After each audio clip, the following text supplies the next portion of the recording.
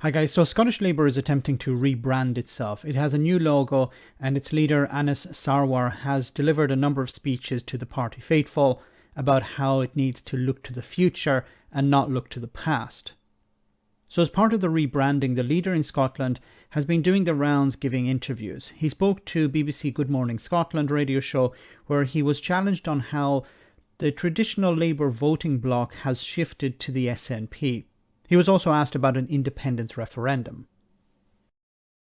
Well, many of those people you're trying to win over have moved towards the SNP and independence, so why won't you engage with the idea of another independence referendum? Let people in Scotland vote for their future.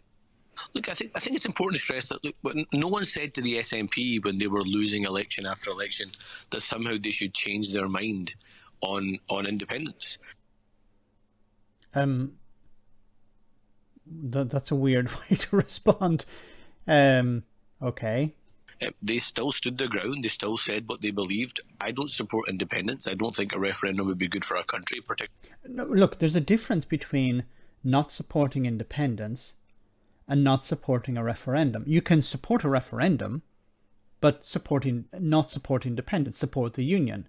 And this is something I really don't understand when it comes to the Labour Party. I understand the Tories because the Tories are charlatans. But surely the Labour Party should be campaigning alongside the SNP and the Green Party for a referendum, but making the case for the union. Why aren't they doing that? Because they're saying we don't need a referendum. But I think that's a ridiculous position to take. You should say, yes, we support a referendum. Let's go into a referendum and we'll support the union. Now, I think that's what they're actually going to do. I think they're taking a two-step approach here. First of all, is to try and stop a referendum from taking place. And then once the Greens and the SNP present the legislation for a referendum, present a referendum, and the referendum does take place, the Labour Party will pick a side, and that will be the side of the union. And they, of course, will say, yes, we support, once the referendum is clearly taking place, they're going to say, yes, we support having a referendum. But until that happens, they're going to say, no, we don't need a referendum. We don't need a referendum, which is a little bit disingenuous. Particularly at this moment when we're coming through the pandemic and you can see all the chaos around the world. Instead, I want to persuade people that there is a better alternative. But if you believe in that alternative, if you believe in the strength of the union, would another independence referendum not go in your favour? I think I honestly don't think the SNP want a referendum tomorrow, because if they had a referendum tomorrow, I think they want one very soon. They want one in the next 18 months. But the important point is, and I think this conversation demonstrates it, is a referendum has no consequence. It's not like we just one day wake up and we have a referendum. It's not a light switch moment. It means the attention, the energy, the resources of our country going into an argument, when instead, coming through the pandemic, having the 2 years of collective trauma, I'd want Scott to go back to fighting with Scott. I think, I don't know, is this gaslighting? In a sense, it's saying, look, back in 2019, it was a bad time to have the referendum because there was Brexit taking place. And, Brexit was chaotic. It was very divisive. We shouldn't be having a referendum. This is the argument from the Labour Party and the Conservatives in Scotland. We shouldn't have a referendum in 2019 because of Brexit. Very divisive. It's the wrong time. Okay. Then in 2020, there was the pandemic, and the argument was exactly the same. We can't have a referendum now because we're in the middle of a pandemic.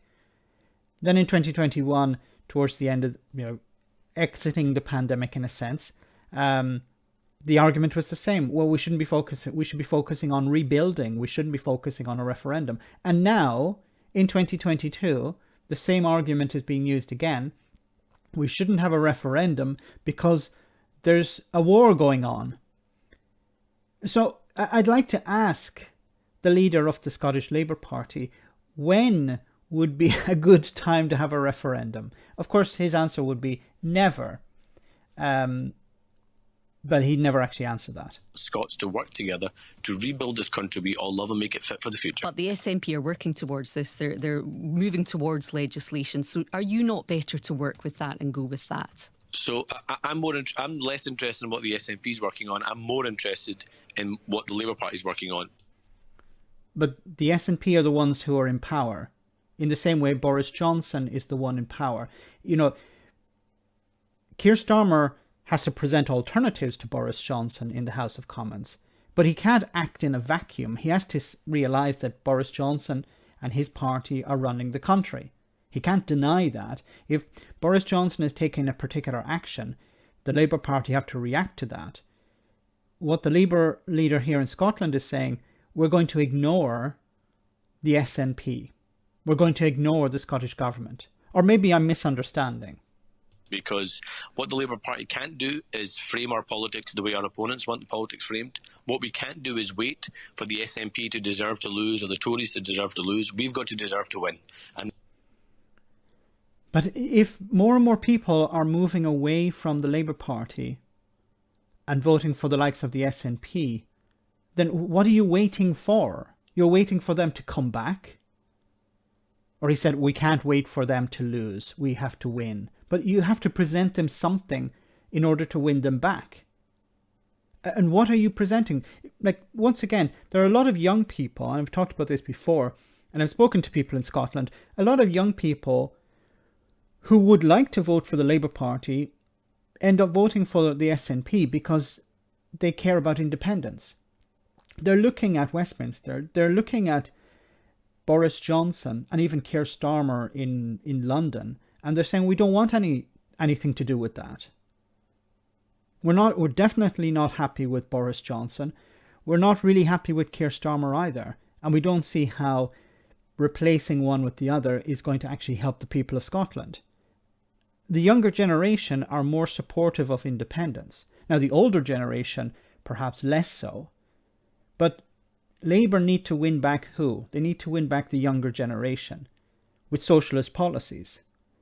And that's not enough. You need, and I've said this before, the Labour Party need to pick a side here, and I think they should support a referendum. That does not mean they're supporting independence. They should say, we support a referendum. And then we'll make the case for the union. Because if they don't, what are they actually representing? What are they presenting to the public as a platform to vote for? And that means setting out our own stall, our own ideas and our own political frame and trying to persuade people across Scotland. Well, what are your targets then for May's local elections? Because that's going to be a test for you. How for example, would you imagine taking back Glasgow from the SNP? Look, we have to have an ambition to win. And I think if anyone that has seen the way Glasgow, I think, has gone backwards in the last 5 years, Glasgow 5 years ago was still is one of the great cities in the world, a destination city.